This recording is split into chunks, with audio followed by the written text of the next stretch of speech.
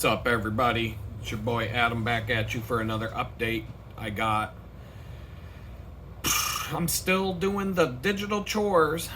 It's been this last several weeks has been so out of whack. I'm gonna have to. Oh, did I just? Hold on a second. All right, I'm done with that. I forgot I had to go switch the laundry to the. I'll just let it sign me out. I'm in front of my computer and there's things flying at me. Can I switch this while I'm? How about that? I can zoom in and out. Here we go. Woo! All right. Interesting day as usual. I don't even know where to start now on the newest development. I don't think it's going anywhere. I can't think positive things are going to happen to me anymore. So I said I wouldn't talk to Indian recruiters anymore, and I've talked to 3 this week. Mainly because of how they've treated me. Now the one that I talked about last time, so I applied, or I had an American recruiter tell me they were going to submit my resume and credentials to a local company that's 4 miles down the road from me. Big, you'd know the name, big company. I never thought I had a chance in hell because of the criminal background check. But I said, go for it, whatever. See if I can get an interview. And I never heard back from the recruiter. I got a form letter, the copy and paste, thanks but no thanks. You know, she probably hit a button in a user interface on her application that she uses to manage her prospects and automatically sent me an email. She probably didn't even type. So I got a Indian recruiter reached out to me. It had to be last week, beginning of last week. Same job, same exact job description, same location, everything. I already knew who it was with because so he said that he would get back to me. He said they'll probably schedule an interview by the end of the week. Well, the week went by and I never heard back. So now I've called and sent emails to the guy. It's a ghost. That's what these recruiters do. They just poof, they're gone. And I'm just trying to figure out. Obviously, if you Google my name, you're gonna find out some shit. So it's not like I can hide behind it. The guy, Chris Cuomo's producer at CNN, who's doing 20 years for raping a 9-year-old girl, is going to have an easier time getting back in the biz when he comes home. Even though he's going to have a 20-year gap on his resume. But you're going to be able, by the time he gets out of prison, you're going to be able to search his name on Google and you ain't going to find shit. So he'll probably not have a hard time finding a job. And all he did was rape a 9-year-old girl, no big deal. He wasn't like me, who said mean things on Twitter. So, yeah, he's going to have an easier time than me when he gets out. Guaranteed. I mean, it's going to take, I think it's like 18 more years before I can prove myself true or false on this prediction. And I'm not going to follow the guy or keep in touch. You know. But I bet if I Google this motherfucker in 20 years, he's going to have another job at CNN. I don't think he'll get a job at Fox, but MSNBC, CNN, they'll probably scoop that motherfucker right up.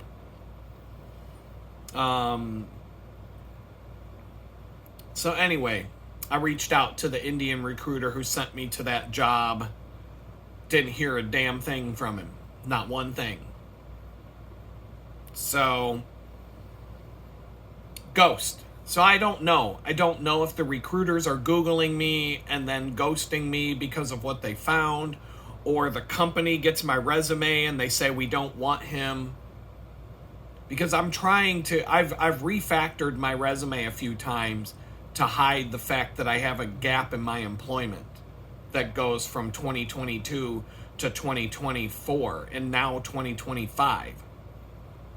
But I'm not truly unemployed either.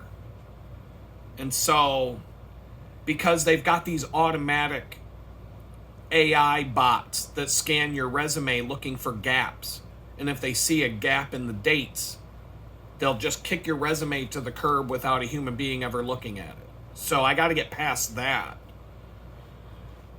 And that's why I did it the way I did.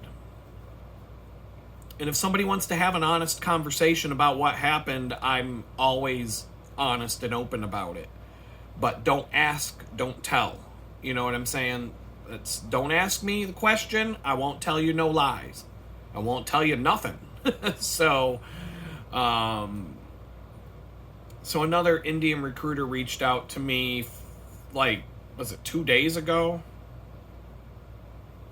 Yesterday. It was yesterday. Yeah, it was yesterday while I was this part of my thing. And I just got this. It was Texas. Hybrid/remote, which means you have to go into the office once in a while. I thought maybe it was the same. The reason why I looked at it is because I thought it was the same job again with the company that's 4 miles away from me. And I'm like, I was about to be like, yeah, go ahead. Keep sending my resume to that place.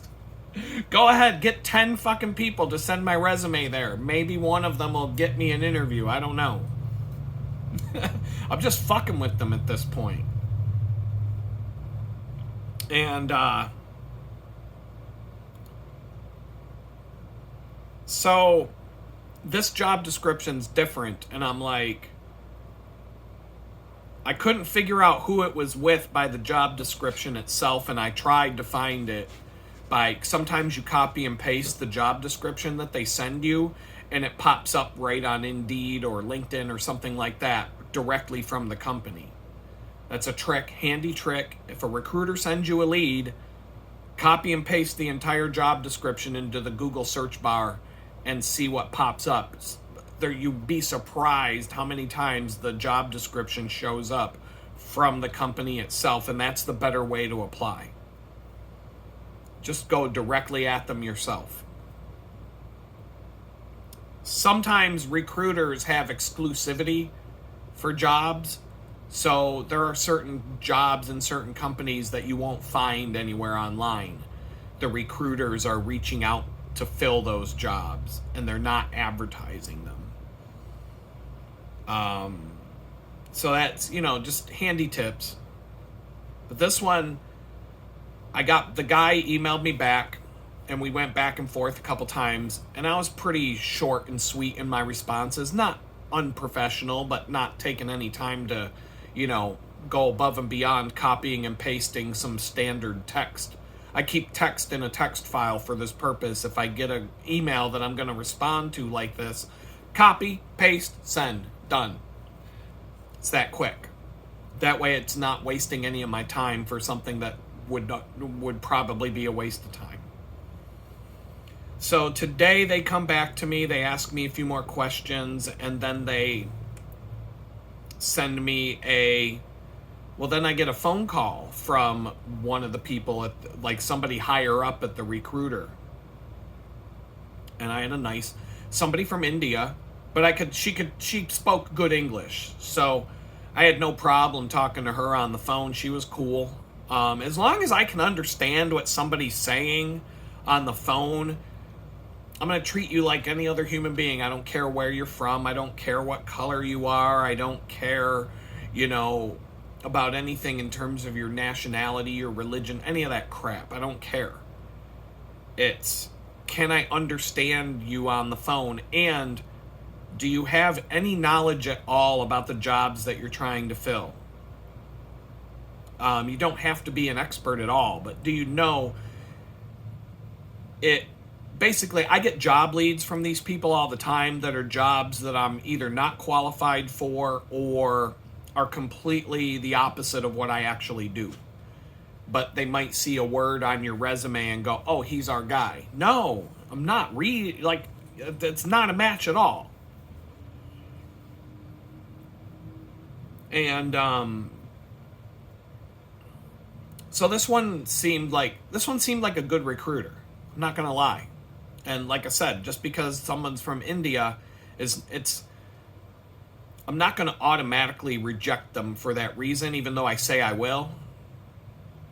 But the fact that I talked to her, I had a bet, like, she was better than what like, maybe God's trying to prove me wrong here, because when you don't ever say never. I will never blah blah blah, I will never blah blah blah, I will never this, never that. God has a way of saying, oh yeah? Never, you say. And then next week you're doing the thing that you said you'd never do. So, it's like I said, when I was a kid, I used to say to my stepdad, I'd be like, I'll never listen to the fucking music that you listen to. And, I'll never listen to that soft rock bullshit that you listen to, ever. I'll never listen to that garbage. And then I've seen Bruce Hornsby in concert twice in a single summer, probably 3 weeks apart. So don't say never. Don't say never, because that comes back to bite you. Granted, Bruce Hornsby was playing at a bluegrass festival in Maryland called Delfest, and he was playing with a string band. I can't remember the name of the band that he played with. Look this up.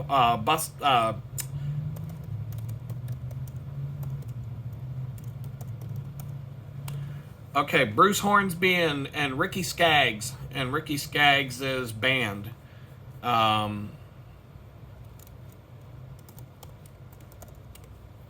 They have a Kentucky Thunder, that's right. Okay, so Bruce Hornsby playing with Ricky Skaggs and Kentucky Thunder at the Delfest Music Festival in Cumberland, Maryland.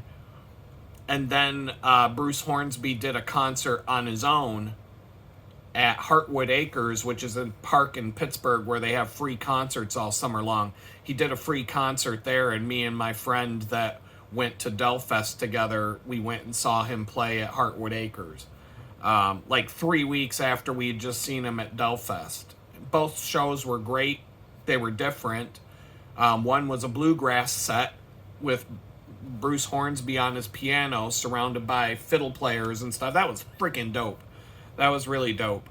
And the other one was just more traditional, him and his music with his piano and whatnot. But yeah, don't say you'll never listen to the garbage music that your parents listen to, because you might find out that you're going to see Bruce Hornsby twice in a month.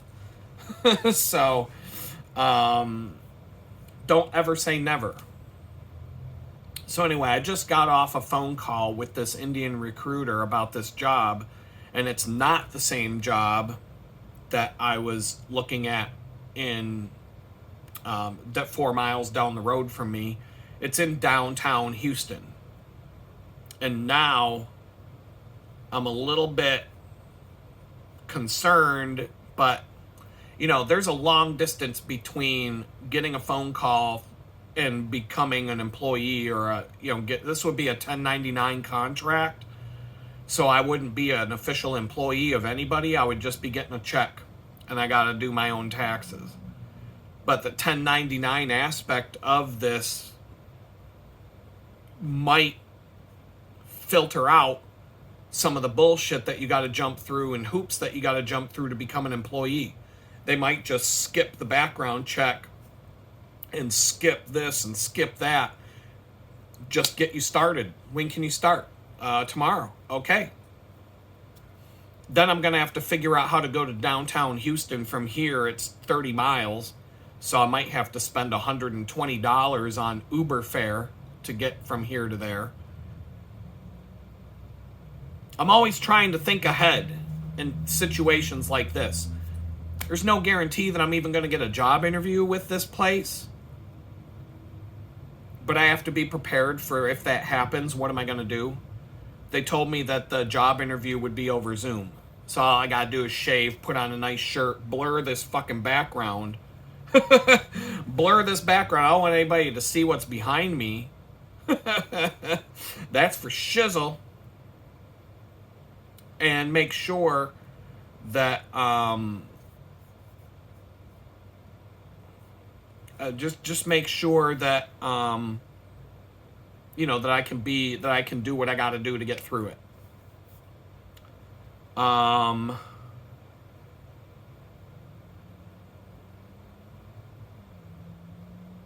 then if I get the job and it's hybrid and I have to go into town over and over again, 27.5 miles each way. So 30 miles each way every time I have to do that.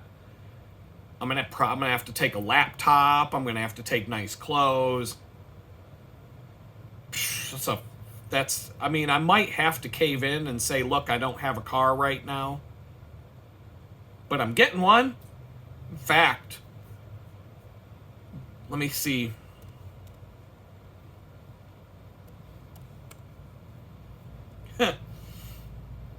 No, hold on. I'd be making like $2,400 a week if that job fell at 1099, which means 30% of that or more is gone to the IRS.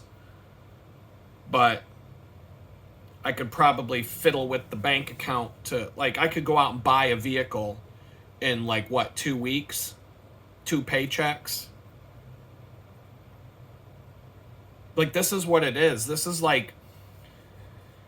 how quickly things can turn around because of the career that I used to have.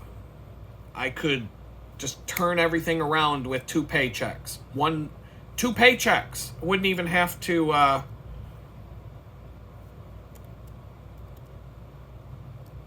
hold on.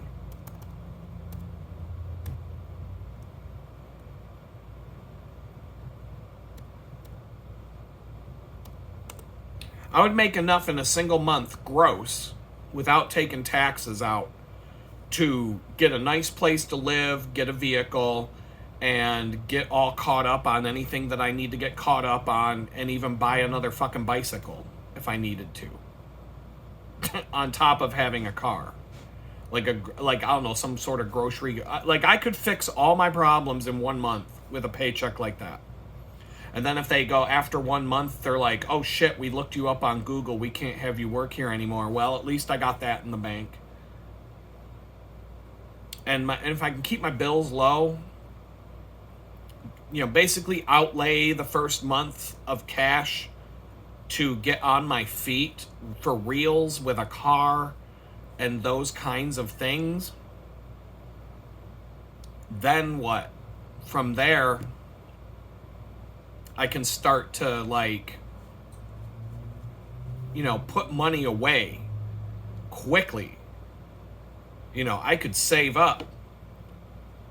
I could just bust my ass, put my head down and do my freelance and do that and do nothing else. None of this bakery shit, not having to ride 150 miles a week on a bicycle, you know, all that stuff. Slow down a little bit and actually ride my bike for fun. 20 miles here, 50 miles there, whatever. And maybe move to a different part of the city that I like, maybe move down to the beach, Galveston, which would still be a bitch of a commute for that job and where it's located. That would be worse than where I live right now. Way worse. 2 to 3 times longer.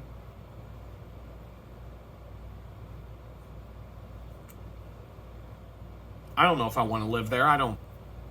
It's just something that I've thought of from time to time. But I am going to look at a place. Now, see, this place I'm going to look at on Sunday that I've already made up my mind would be, oh my God, it would be 70 miles each way on a bicycle to go to this place. So, like, I'm a little bit nervous that if I go out to this place on Sunday and say, yeah, I'll move here, I'll take that spot, then all of a sudden are they going to turn around and say, oh, you can come work here now. You just got to go 70 miles every time you come into the office each way. Shit! Now what? 140 miles every time I got to go to commute to work? Like, what the fuck? Like, I don't know what to do. This is where you got to leave things in God's hands. None of this is real. I could get a phone call on Saturday from the guy with the garage apartment, and he might say, hey, can you move in? When can you move in? Or, you know, he might just be like, yeah, I think you're the guy. He might, but I've already written it off. I am not going to contact him again. Maybe if I get, so the recruiter was telling me they might be so excited to get my resume that they want to do an interview tomorrow at the client company in downtown Houston, but it would be over Zoom, so it wouldn't be like a in-person having to figure out how to get down there situation. And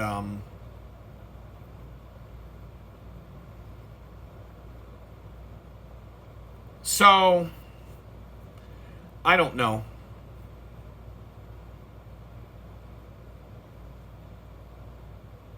It's just it's like maybe this would, a 1099 contract job is definitely more, I'm definitely going to get scrutinized less by a company for something like that. Now, what could potentially happen that could burn me, it's a 6-month contract. They do sometimes they do contract to hire. You start out as a contractor and then they want to hire you full time. When they decide to pull that trigger to hire you full time, they might do all kinds of stuff that they didn't do when you were a contractor. They might make you take a drug test. They'll do a background check your credit. They might do all this other stuff as part of I've seen that happen. I've experienced that before. I've worked for companies as a contractor to get a job offer 6 months to a year after being a contractor, and then having to jump through all those hoops. One of those companies, I turned down the job offer because they were lowballing me. I was in there at one, they were trying to give me almost, well, it was an $8,000 a year pay cut, and I would have had to pay for my health insurance on top of that. And I was already making a certain amount of money, and my health insurance was included because I was working as a contractor, but I was a W-9 employee through the contracting headhunter firm, so I had benefits. I had vacation, I had benefits, I had stuff, but it was the staffing company paying me and not the company. And when they offered me a conversion to a full-time employee, I said no, because the job offer was shit. And I'm like, I'm not taking a $10,000 a year pay cut after I've been working here for over a year, and you want to reward me with a 10 grand a year pay cut as a reward for my hard work? Eat a dick. Go eat a dick. That's what I didn't say go eat a dick, but I was pretty blunt about it because the woman who was in charge of the department, she was also pretty real and pretty blunt, and I had become personable with her. Like, she liked the fact that I just don't care and I would just say things that other people won't say. Sometimes that works out in my favor, not being afraid to be real and say something that everybody else thinks but doesn't want to say out loud. Like, something sucks. I'll be like, yeah, that sucks, and here's why. That's why I get put in, I got hired at a company in Rochester, New York for that reason. Specifically for that reason, because when I did the job interview, they're like, yeah, we can tell that you don't put up with anybody's shit and that you don't really care. Like, we know that we can tell you don't really have a filter.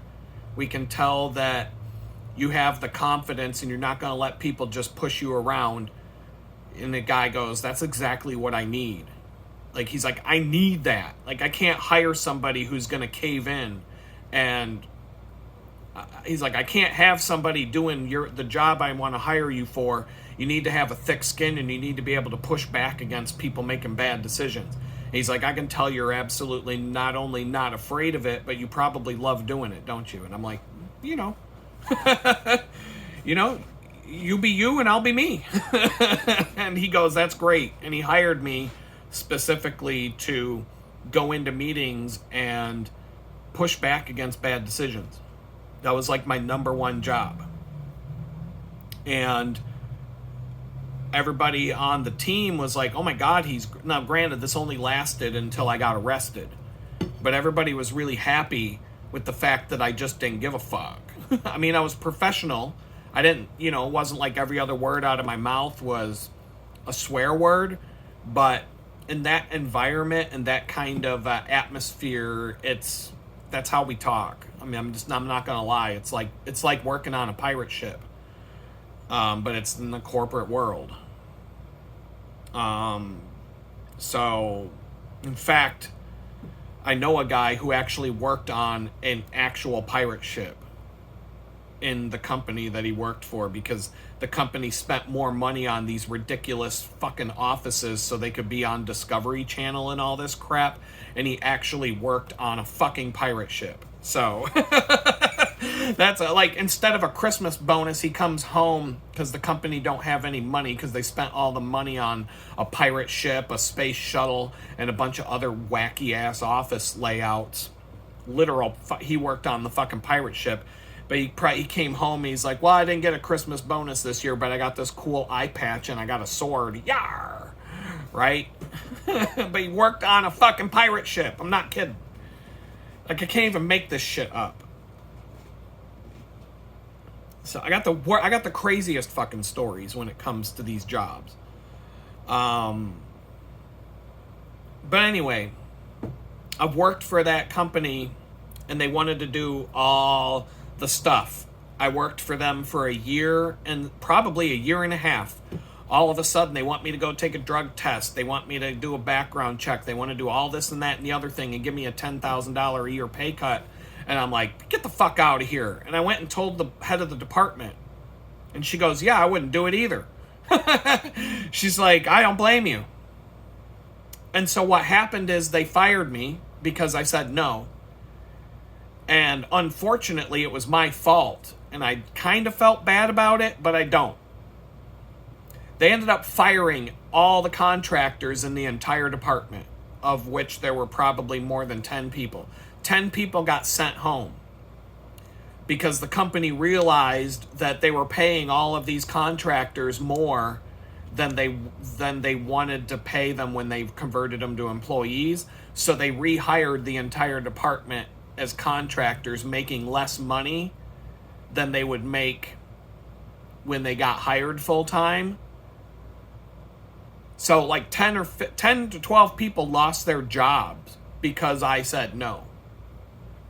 And then they like I said, they looked at the situation and they said, now that Adam went and said no, all these other people are going to be empowered to say no when we make them a job offer that's less than what they're currently making, when we want to convert them into employees instead of contractors. And when you're a contractor, let's just say let's just suppose you're making $50 an hour as a contractor. They're paying the staffing agency $100 an hour for you to be there. So they want to convert you into a full-time employee so that they save money. But then to give you a $10,000 a year pay cut, that's bullshit. Because they could give you $60 an hour and save money over what they're paying the staffing agency and still give you a raise. But they don't do it that way. And then like the whole, you got to go take a drug test, background check, credit check, this, that, jump through these fucking hoops and all this and that and the other thing. And I'm like, what's in it for me? What's in it for me? Nothing. So I got fired for it. 2 weeks later, 2 weeks after I got fired, I ended up getting a job making more money than I was there. And it turned into the best job I ever had in my life. I'm not kidding. Like, it was I can look back and say that was the best job I ever had in my career, for sure, without a doubt.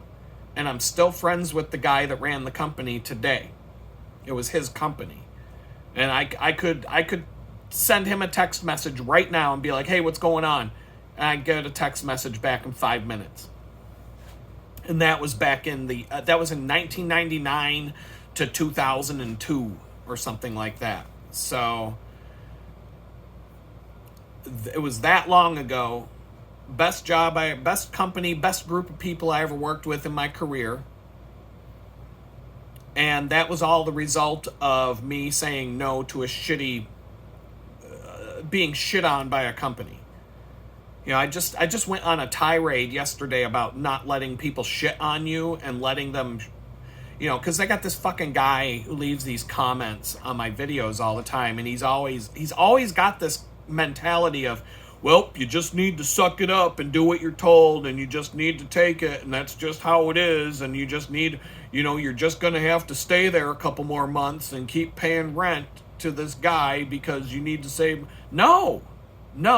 Don't let people shit on you. Stand up for yourself and watch what happens. Your life will be better. So anyway, that is one of the things that could happen if I take a contract job as a 1099 contractor with a big company like this, and they just let me right in the door without doing any kind of Google search or due diligence or background check or anything like that. They could. That happens all the time. And then they go, after a year, they go, hey, we want to make you an employee.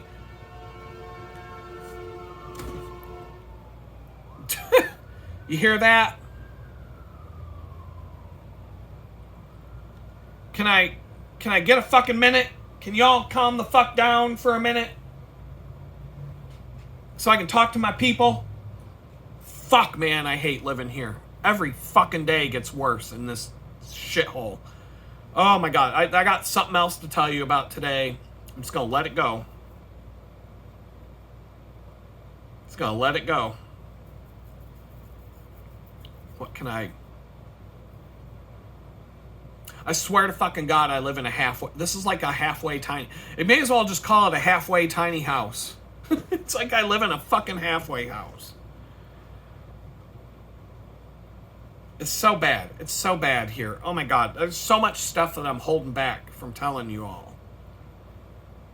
Because I just need to get the fuck out of here. So bad. So bad. Oh my God, do I need to get the fuck out of here. So bad. So bad. Ugh. So bad. But yeah, this job opportunity popped up today. Well, it got seriouser today. But tomorrow I might not hear anything. I might get ghosted. I mean, it's one day at a time with this shit. It's just one day at a time with this. It's all I can do. It's all I can do is just keep holding on to the fucking bar of the roller coaster and hope the thing stops one of these days. So I'm sick of riding on this ride. But a job like that, I would just have to know in the back of my head, I'm a 1099 contractor. They could offer me a full-time job, and then they're gonna dig into my background and see I have a felony, and then they're gonna be like, sorry, but you're gone. That happens. That shit happens. So I gotta always make sure that if I do get that job, let's say it lasts for 6 months. 8 times 40 times 4 times 6. And let's say minus, if my living expenses are 2,000 times 12, 2,000 times 1,500, 2,000 times 6 would be 12,000. I could save like 30. I could put away in the bank if I really like busted my ass, was frugal, had good luck with a reliable car, all that kind of shit. By the time that I did get fired for having a criminal background, if they decide to just let me in the door without looking at anything, there's a chance I could put away 30 grand. I could sock away $30,000 and at least have that sitting in the bank to live off of. I mean, right now I'm not even making 25 grand a year. So 30 large sitting in the bank that I can stretch that bitch out for a whole year. Living like I'm living right now, like a poor, helpless, just got done being homeless guy. So, and if for some reason they decide, hey, we like you, we're going to give you a permanent job, we know all you, we know what happened, but, welcome aboard, boom, I got a down payment for a house. And then some, you know what I'm saying? So, I don't know. Every time a new little development opens up for me to consider, I sit here and analyze it and go through the whole, like, what could this do, what, and I've been doing this for like an hour now. I had the phone call an hour ago. I went through the same thing with the place that I'm scheduled to go look at a place on Sunday, and I've got 2 places in mind to pick from in terms of a place to live. The garage apartment's not even off the table. Put it this way, if I had an interview tomorrow with the place in downtown Houston, I would call the guy on Saturday and ask if he's made his decision.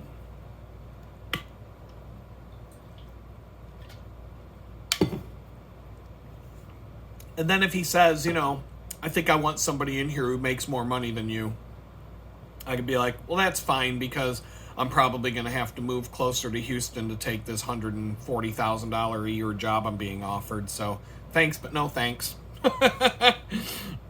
Good luck, homie. So I don't know. I mean, it might come down to that.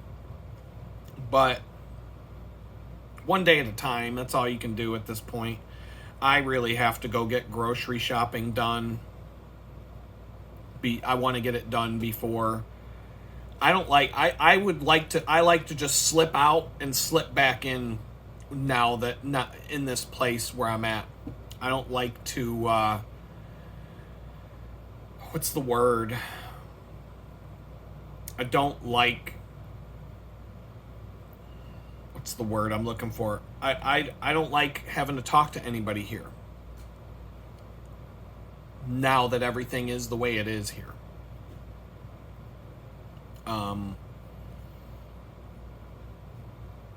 So I'm basically I'm just trying to figure out what the hell I'm supposed to do. But I don't think there's really any answers just yet. But, when I walked into the bakery, I talked to the owner of the bakery for, I don't even think the job interview was 2 minutes long. She asked me if I had any, she's like, I looked at your resume, you got a lot of different experience. She's like, have you ever worked in the kitchen? I'm like, yeah.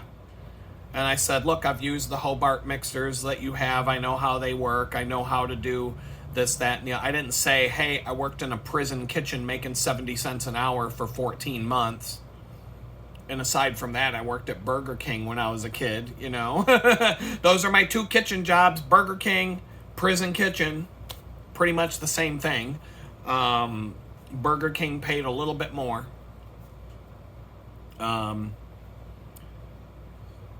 And believe me, the Burger King right next door to me, if I worked there, it would be worse than working in a prison kitchen in terms of the people I'd have to be working with. I'm just saying it. Or it would be about the same. More pay, same fucking people. So, in that respect, But anyway, I said, yeah, I know how to use the Hobart mixers. I know how to do this, that, the other thing. I can bake. I can do things. I'm a good cook. I know the procedures, the safety, all that. I know my way around the kitchen. I said, I cook all the time. I know what I'm doing. And she goes, when can you start? I said, whenever you want. She goes, okay, I'll send you the paperwork tonight or tomorrow. And you want to start Monday? I said, sure. Or Wednesday. I don't know, whatever. We picked a day. I walked back out. I got into the vehicle. My friend dropped me off for the interview, but he's like, I'll just wait here. I went in. It took longer to wait for her to come and get me, take me to the back of the place, than it took to do the thing. I come back out. He's like, you're done already? I'm like, yeah, I think I got a job. It wasn't clicking. But that's how quick it was. It was like in and out. Okay, you're hired. Come on in. No, nothing. That was it. So it does happen sometimes. You just got to be persistent. Like I told you, I'm closing in on 600 job applications. 600 in a year. How many is that per month? That's 50 a month. Divided by 4, that's 12 every week. 12 applications a week. Some weeks are more than others. I've filled out maybe 3 in the last, I've applied to 3 jobs in the last month. Maybe more, maybe less. I don't know. I keep track of them, but I don't know the exact number.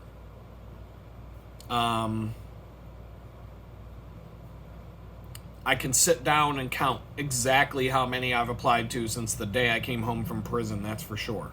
Get like down to the exact number. You've seen me run the stats. I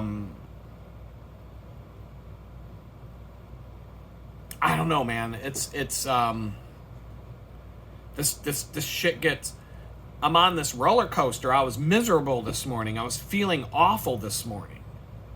Yesterday I was angry and just This morning I talked to that guy and I'm like, all right, I'm fucking done.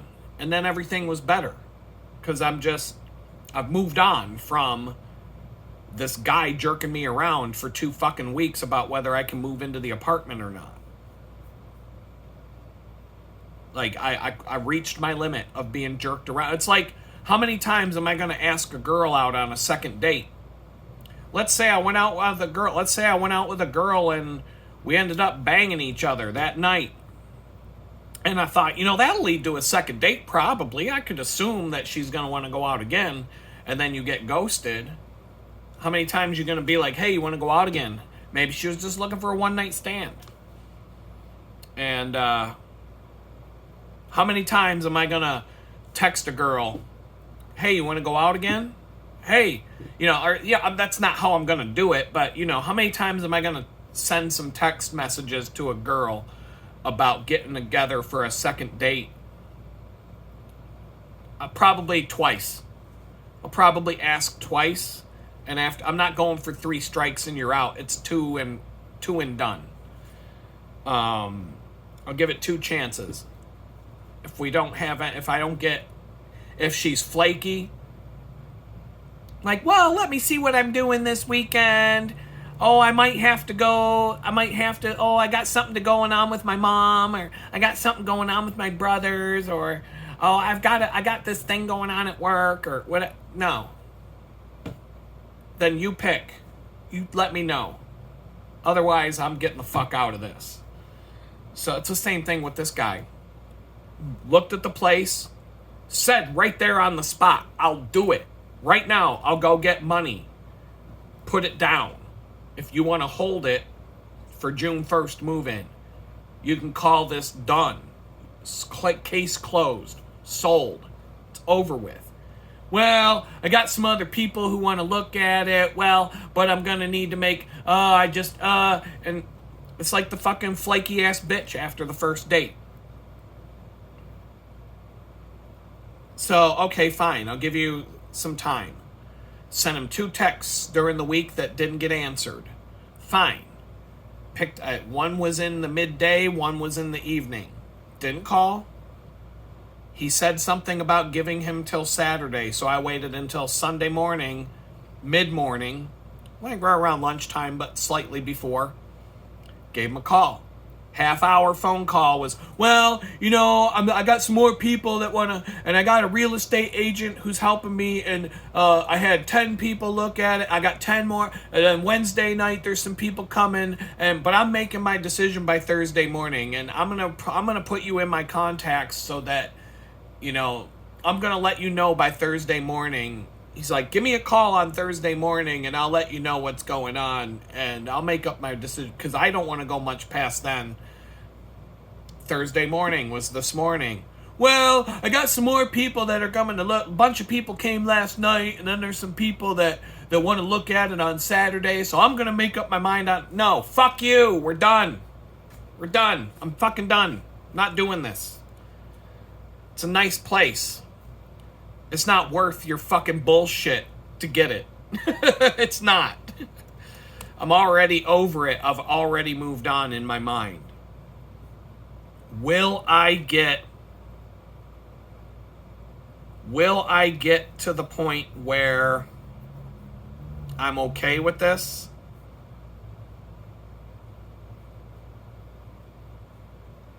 Will I get to the point where I'm okay with, with any place at this point? Hopefully this weekend.